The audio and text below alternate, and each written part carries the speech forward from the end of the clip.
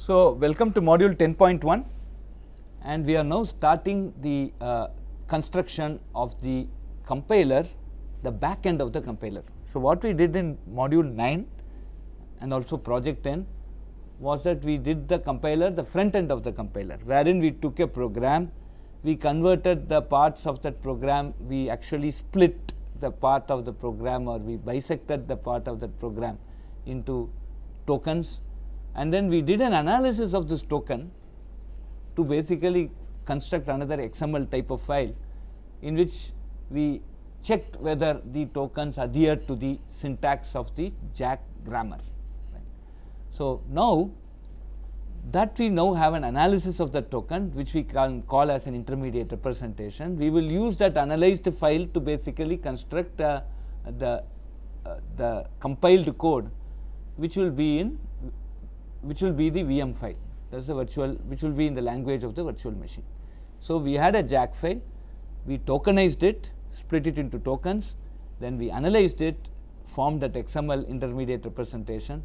Now, what we are going to do, the last part, is take that XML version and convert it into a virtual machine code. Remember, earlier we have written an interpreter which will take the virtual machine code and then basically give you the assembly code. We have already written an assembler which will essentially give you the machine language, and we have already developed a simulated hardware on which you can execute this machine language statements. So, this will complete the entire stack. So, we are in the last part of this. So, the module 10, I will teach you the theory of how to construct this compiler. Module 11 and 12, we will go deep dive and construct the compiler. At the end of module 12, you will have a compiler which you can basically use to generate the compile the code into a virtual machine code, and then you use the softwares that you have generated in the past to interpret that virtual machine to an assembly. Again, use your assembler and make it into the hack language machine instruction, and then that machine instruction you give it to the your constructed hardware and run your program and see it's working correctly. So, this is, so we are very close to whatever we termed as the objective of this course, and I hope you have completed your project 10. If you have not, please put that effort and do that project 10, so that project 11, which we are going to do after this particular module, it's very crucial that you have understood project 10, worked on that project 10, and you have the output of that project 10. Right. So, let us start with project 11, the module 10 right here. So, we now start with the backend or the code generation. Now, I am using the slides that are part of the website NAN2Tetris. So, in the NAN2Tetris website, go to projects, and there you can download this particular slide. Just for your convenience, I will also show how to do that. You can go to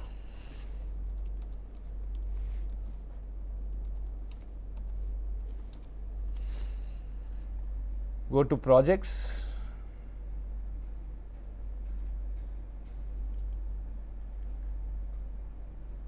if you click on projects, you get this, and go to this project 11 and click on this teacher board icon, and you will get this chapter 11. Like that you could have got for all the other projects also. You can use this as a guiding material for your projects in general, as I mentioned earlier. Now, let us go, and I am going to use this slide, so you can also download the slides and keep it for your reference. Right. So, yes, so we have finished the tokenizer, we have finished the parser as a part of your previous assignment. Now, what we are going to discuss now is a code generator, which will take the output of the parser, which is the XML representation, and give you a virtual machine code. Right. So, this is what we are going to do, and once we complete this, the tokenizer plus parser plus code generator together forms a full scale compiler for the Jack language. And so, you would have written a complete compiler taking a grammar in mind, and you have constructed a compiler, and that, I believe, is going to be a very, very interesting value addition to your knowledge reporter. Now, let us just quickly go through what is the Jack language. So, Jack language, any application you are developing on the Jack language will be a collection of Jack files. Each Jack files will have a class. The class, there is a name for the class. For example, there is this main is the name of this class. Similarly, point is the name of this class. So, each Jack file will have exactly one class, and the name of that Jack file will be main.jack. Here it will be point.jack. So, you will have several Jack files, and you just compile all of them together, link them together, and you construct an application which you can run, right. So, this is basically how an application is done. Now, within every class there are two parts to that class. The first part, what we may call, as you see here, is what you call as the class declaration. So, what will be there in the class declaration? The name of the class and also the variables that are part of this class. There are two types of variables, or two kinds of variables, I should say. The two kinds are, one are field variable, another is called static variable. The field variable, and then each of that field variable will have a type. So, for every variable there is a kind which is field or static, there is a type which is int, in this case it is int. So, x is a variable, is a class variable with its type as int and its kind as field. Similarly, point count is a class variable which is type as int and is kind as static. Okay. Now, we have already seen the difference between a field variable and a static variable. So, this is a class point, right. Now, we instantiate this point in again and again. So, you can say point A comma B comma C. Essentially, I have if I say point A comma B comma C, then I have derived or instantiated three objects of the class point: object A, object B, object C. All the three are points. So, there will be a field variable associated with each of these objects. For example, there will be a dot x, a dot y, b dot x, b dot y, c dot x, c dot y. But in the case of static, there will be only one instance of the static which will be covering all these points, right.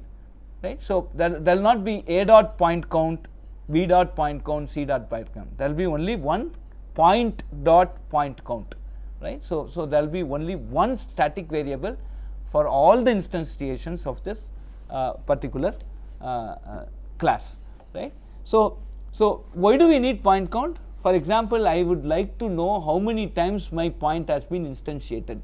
So, every time I am instantiating a new point like A, B, C, I will keep incrementing this point count, so that ultimately I will know how many points have been instantiated using this class. So, that is an use of this static variable, right. So, the static variable is common to all the instantiations or objects of this class, while a field variable corresponds to every instantiation. There is a field variable that is created.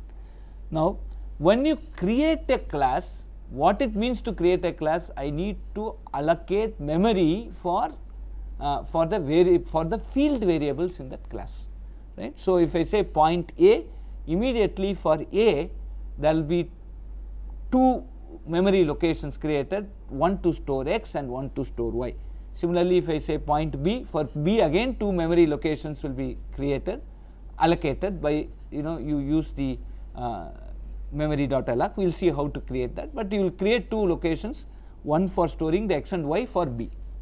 But the moment I define point, there will be one location that is created in the static segment. So, please go back, if you go back to the virtual machine, there are different segments like this, that, argument, local, etc. So, just revise that. You had one segment called static segment. In the static segment, there will be one location created for point count, which will be shared by all the three, right. So, that is what. Then you will have, so this is the class declaration part of your compilation, and then the class will have lot of subroutines, and the subroutines are of three types. Constructor will be constructing an object of a given class. So, I will say point A, that I should know a dot new. When I say a dot new, then a new object of the type point is created, which is now named a, right. So, the constructor basically constructs. We just told that we need to allocate 2 memory locations for a, right, if you define a as a point. Now, these 2 memory locations are basically created by whom? The constructor, right. So, the constructor basically constructs an object, right, and then there are methods and then there are functions, okay. So, the method is basically does not have a return value, the method basically is something that it has a return value, and it may or may not have a return value, and methods basically allow you to change the content of allow you to do some computations within the class. Functions are those, so the method can basically go and change the variables in the class, right. Your x and y can also change here. So, methods are ways by which I can go and change the content of your field variables, etc. While the functions are those which will do some computations on your field variables and give you some answers, right. So, these are the difference. So, there are constructors, methods and functions. So, when you look at a class, there are 2 aspects. One is the class declaration, which will have the name of the class and the set of field and static variables. Then you have subroutines. The subroutines are of 3 types: constructors, methods and functions, right. So, when you compile, we need to do something related to class declaration, then we need something related to compiling the subroutines. So, the compiler essentially is now can be viewed into 2 parts, right. So, this is whatever you have marked on the top blue rectangle, this code is basically analyzed for the class level compilation. And then for every subroutine that you are seeing, like constructor, method, for example, we will take one method in distance here, right. So, these individual rectangles for corresponding to each method is taken for every subroutine level compilation, right. So, we have a class level compilation, we have a subroutine level compilation, right. So, now what are the challenges? Now, when we start doing the class level compilation, we now have variables, we need to handle those variables. We have field variable, static variable, etc. The moment I start compiling the subroutines, again there are 2 types of variables in the subroutines, namely the arguments and the local variables inside the subroutine. For example, if you take in distance point other, so other, in this case other is an argument variable, while your var int dx comma dy, these are local variables. So, handling the class variables, namely the static and the field variables, and handling the variables inside the each of those subroutines, which can be both arguments and also local variables, come under what we call as the handling variables section. Then we have to handle expressions, we have to handle the flow of control, basically a while statement, do statement, less statement, etc. Then we have to handle objects, creation of objects and disposing of objects, and then of course we have arrays, right, arrays wherein string is actually an array. So, how do we handle arrays? So, and handling means what? There is, when we write a jack statement which has an expression, which has variables, or when we derive a jack object, or when we handle a jack array, there is a semantics associated with it, there is a meaning associated with it, right. And what you mean to compile, we need to give another virtual machine language code which essentially has the same meaning, okay. So, in some sense the challenge here is to express each of these cases, express the semantics associated with each of these cases in the same VM language, right. So, that is the so I need to get a VM language equivalent which will express the same semantics, and that is going to be the biggest challenge in this whole affair, okay. So, we will now take each one of these challenges and handle them in each one of the modules 10.2 to 10.6. Thank you.